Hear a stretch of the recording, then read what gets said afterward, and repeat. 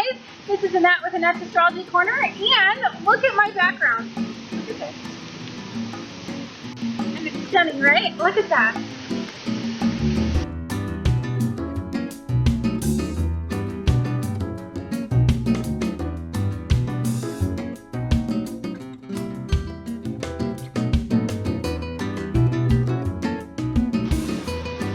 Hello guys, and this is Annette with Annette's Astrology Corner, and this is your daily horoscope and energy reading for Friday the 21st, and this is my beautiful and gorgeous empath daughter. She's actually a dark empath, so she keeps me straight. I am the light, she's the dark. I know it's hard to believe, but look at her cute face. She actually, a lot bruised. This is all Scorpio right here, baby doll. I don't know if you guys see it. She's Scorpio through and through, and I just wanted you to introduce you to her because she's like been hiking with me, but you guys don't see it because she's been just sitting there bored waiting for me to be done with my videos. She's like, God, she talks a lot. So I thought I would introduce you to my angel. Nice to meet you guys. Yeah, I will talk to you guys in a second. Okay guys, so let's talk about Friday because we have an amazing day. There's a little bird that keeps playing on the rocks. So fracking cute. And he's sparkling me because I have the Gemini rising, and so I'm like, little bird on rock playing in the water. Like, I need to focus on my video. Oh, Lordy. Okay. Energy that jumps in today's reading. There are two of them. And one of them is Uranus and Aries. Holy crap. So your ego, yourself, your core, how you identify yourself, and your self-confidence, your self-resilience is going to be working with several energies today. It is going to be trining your sun, which means that you are going to be very ego-based, very ego-oriented. It is going to be quincunxing Mercury and Virgo. So this is a new way of thinking, and it's going to cause some ascension symptoms. It's going to cause some anxiety. It's going to cause some control issues. Is it going to feel altogether yummy? And we have Uranus and Aries quincunxing your moon in Scorpio. Evil energy. I'm going to tell you right now, Uranus and Aries is almost going to cause you some very, very unexpected reactions to fear, reactions to control, and wanting to control your environment, wanting to control yourself, wanting to control others' emotions, wanting to control, it wants to control everything, and it is very, very ego-oriented. It wants things to go the way it wants it to go. It is also going to be squaring off, Uranus is going to be squaring off with Pluto and Capricorn. This is a power struggle. It could be an internal power struggle. It could be a struggle somewhere in your foundation where you feel stable, how you feel stable, if you even are stable, right? If you're not stable, then it's going to cause you to see where you're not stable, and it is going to create a very, very, very intense reaction to where you're not stable. It could make you want to fall back on past wiring because you know what? You deserve it. You feel like you are very self-indulgent in this energy, and you are done struggling, and you are done with your boundaries being compromised and questioned, and you are done oh my God, he's swimming in the water. Sorry, I got distracted. He's so cute. He's like this little bird that just, I know. That's a Gemini rising thing to do. It's like, sparkle, full. It's like, I know, I have issues. Okay, second energy that's in today that's very, very predominant is that you have a YOD, almighty YOD. And this YOD is in, at the very top, yourself, your core, how you see yourself, your self-assured responses, how assertive you can be, how you put yourself out there. It is in quincunx with two energies. One of them is in the moon in Scorpio, so we've already talked about that. You know what? When you need to be in control of your environment, when you need to feel safe, when you need to feel like a warrior in your own energy, you will seek to control your environment, right? Hence the quincunx. You have no control over your environment. You have no control over people. You have no control over your fear right now. You don't have control, and that in turn creates a quincunx. Also, you have Uranus and Aries, quincunxing Mercury and Virgo. So this is you challenging the way you think, challenging the way that you interpret information, interpret your environment, interpret others, interpret the way that others think of things. And so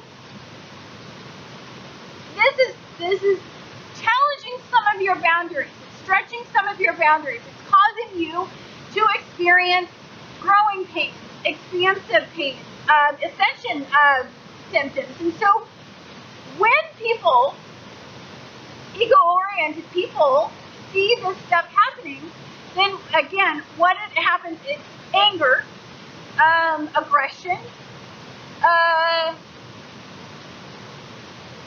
self-loathing, self-sabotaging, immediate gratification, lower vibrations of all those energies. So you could find yourself in a need to get all of that under control. So the yod is coming in there and saying, what does it take for you not to have a reaction like that? For you not to have, for you not to fall into these predisposed wiring, these predisposed patterns, these self-sabotaging patterns, the need to feel instant gratification, the need to get too much attention, the need to feel okay on the inside as well as on the outside. Others accept you for the way you are. You feel confident instead of self-protective. Some of you are going to be having these questions, and it's very, what used to work for you doesn't work for you. People see through your facade. You can't wear the mask that you used to. Hello, this is Scorpio energy. This is your emotions let you out of the closet. You're being revealed, and the mask is slipping off for many of you.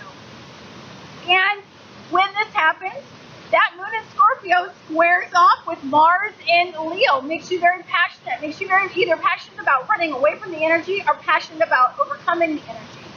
It makes you very passionate about finding a different way to express what you're feeling, or it makes you very ego-oriented. But either way, it is completely an ego-based reaction to all of this. How healthy your ego-based reactions are is completely up to you. How far you've been ascending, how much you've been working through things. What are your coping methods when you get in these situations that ignite this kind of response in you? Like, where does it go? The moon in Scorpio, however, today, it's a gorgeous energy. I have one pretty energy to talk about. Is then going to sextile Mercury and Virgo. So we're really trying to break out of past patterns, past self-sabotaging behaviors, and we are trying to find a new way of thinking. We are trying to develop new routines. We are trying to develop healthy relationships.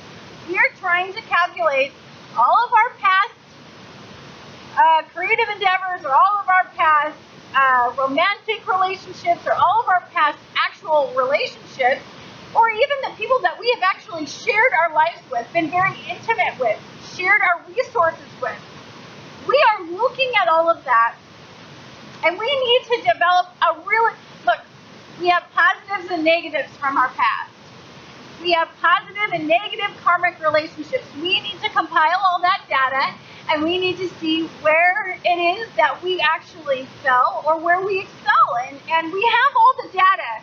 It's like we have piles and piles of data, but we have to sit down and interpret all the data, and we have to put it in categories, and then we have to look at it, and we have to really feel out these energies. And this is very, very important, guys. And it's a lot of hard work. It's a lot of self-reflection. It's a lot of expansion. And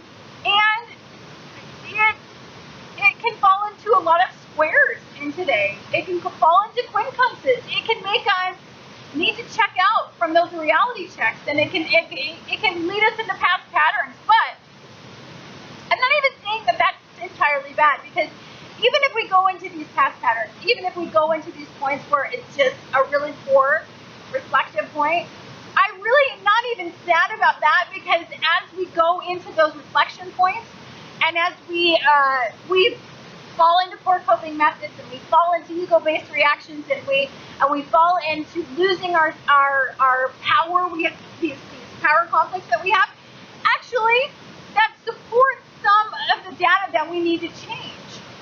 So if we fall into this energy, then we experience conflict, anxiety, lower vibration in those energy sources, and then that makes us want to change, right? Or we fall into reactions from other people that are quincunx, and then we see where we need to work, we see where we need to evolve, we see where our energy sources aren't at the highest vibration. So I'm not saying that these days where we're having all this quincunx energy and all this negative energy and all this stretching and pulling and boundaries and yods and like all of this is for a reason.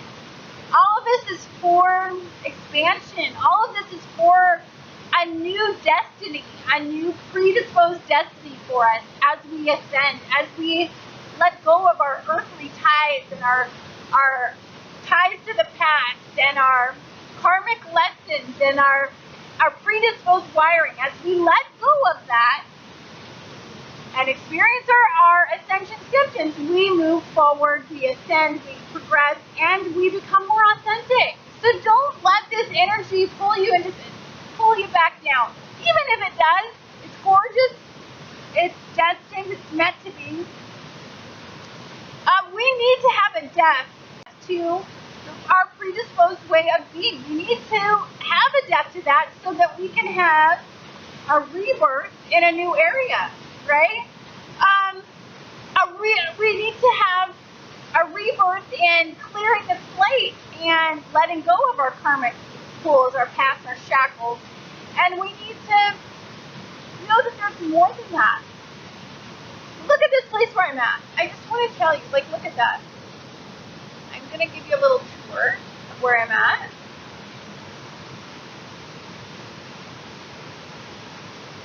Look at that. That's life.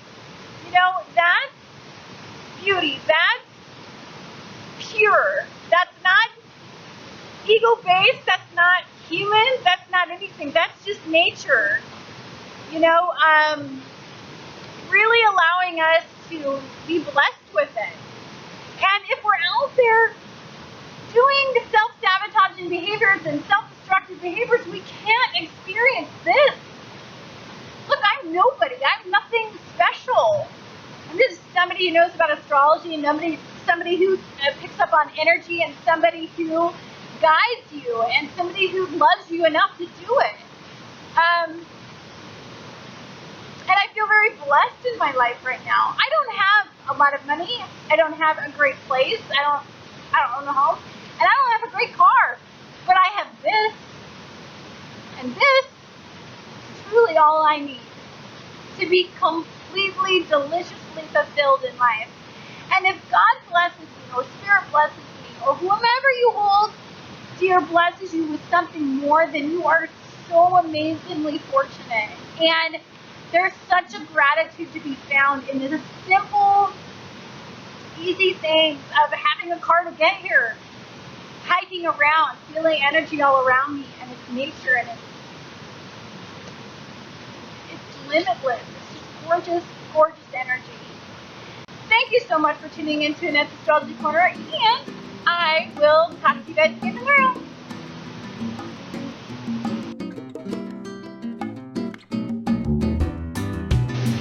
It might be a tasty treat. Life as I know it. They're all jumping off of this and from up there. They jump from all the way up here, off of that, and into this Florida. Pretty fabulous. Oh my god, damn it. There. Makes me happy.